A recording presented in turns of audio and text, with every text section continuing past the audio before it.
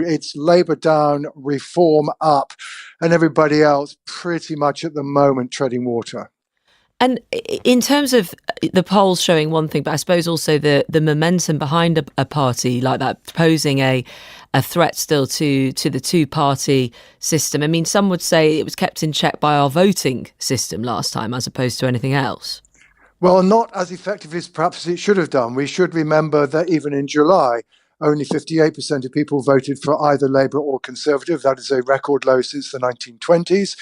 We had 117 MPs elected other than Conservative or Labour. That again is also the highest since 1923. The truth is that although we've got a House of Commons that is now dominated by the Labour Party, in terms of the electorate, the election in July was the most fractured in post-war British politics, really going back to the interwar period.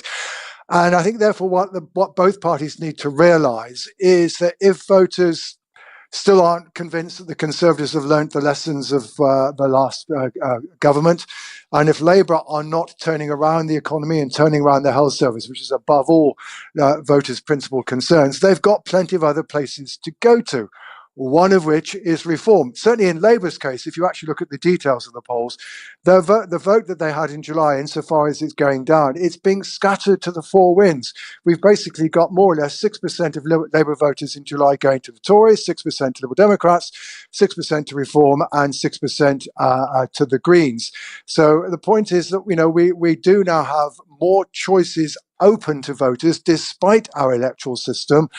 And they are beginning to exercise that choice in a way that makes life more difficult for both Labour and the Conservatives.